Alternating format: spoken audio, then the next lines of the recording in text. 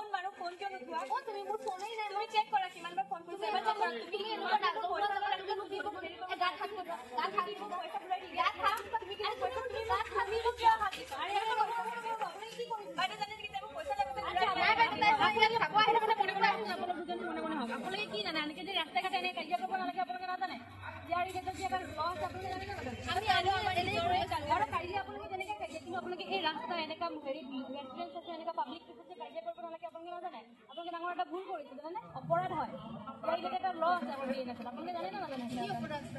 নাজানে তেতিয়াহ'লে আপোনালোকে নাজানে তেতিয়াহ'লে মই আপোনালোকক আজি জনাই দিম তাৰ কাৰণে আপোনালোকে মোৰ চেনেলটো লফুল অসম চেনেলটো আপোনালোকে ছাবস্ক্ৰাইব কৰি ল'ব তাত আপোনালোকক মই এইটো ল কৰিলে কেনেকুৱা ধৰণৰ পানিছমেণ্ট কেনেকুৱা ধৰণৰ কি পাব গোটেইখিনি আপোনালোকক জনাই দিম তো আপোনালোকে এতিয়া আপোনালোকে গৈ পেলাই ছাবস্ক্ৰাইব কৰি ল'ব ঠিক আছে আৰু এনেকৈ ৰাস্তা ঘাটে কাজিয়া কৰি নুফুৰিব সো মই আপোনালোক এতিয়া যোনটো অপৰাধৰ বিষয়ে কৈছো তাক আমি লিগেল টাৰ্মত এফ্ৰে বুলি কওঁ যাক আমি অসমীয়া সাধাৰণতে মাৰ পিট কাজিয়া এনেধৰণে আমি বুজিব পাৰোঁ সো ইয়াৰ মানেনো কি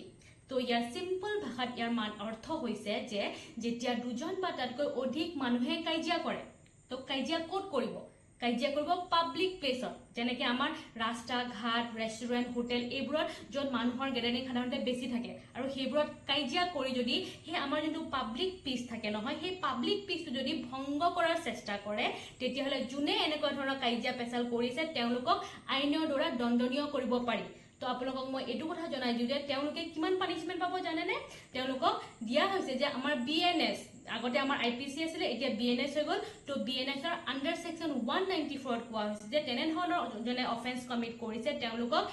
আপ টু 1 মান্থৰ কাৰণে আপোনালোকে জেলত ভৰাই ৰাখিব পাৰে আৰু লগতে 1000 পৰ্যন্ত আপোনালোকে জৰিমনা ভৰিব লগা হ'ব পাৰে আৰু লগতে আপোনালোকে দুয়োটা পানিছমেণ্ট এক লগত দিয়াৰো প্ৰভিজনছ আমাৰ BNSত দিয়া আছে সো গতিকে মই আপোনালোকক এইটোৱে কওঁ যে যদি আপোনালোকে এনেকা ধৰণৰ যদি কেতিয়াবা সিচুৱেচনৰ সন্মুখীন হৈছে তো আপোনালোকে সদায় মনত ৰাখিব যে আপোনালোকে যদি কেতিয়াবা অজান্তে যদি কেতিয়াবা কাজিয়া কৰিছে বা কাজিয়া হৈ থাকে তো আমি যাতে এইটো ধ্যান ৰাখিব লাগিব যে আমি কিছুমান কৰা কাৰ্য যাতে পাব্লিক পিচটো যাতে ভংগ নহয় তো আপোনালোকে নিজকে পানিছমেণ্ট পোৱাৰ পৰা বচাই ৰাখিব পাৰে তো আশা কৰিছো মোৰ এই ভিডিঅ'টোৰ জৰিয়তে আপোনালোকে অলপমান হ'লেও আপোনালোকৰ সজাগতা আনি দিব পাৰিছো লগতে আপোনালোকৰ যদি মোৰ এই ভিডিঅ'টো ভাল লাগিছে তেতিয়াহ'লে লাইক শ্বেয়াৰ এণ্ড ছাবস্ক্ৰাইব কৰিব ধন্যবাদ জয় আই অসম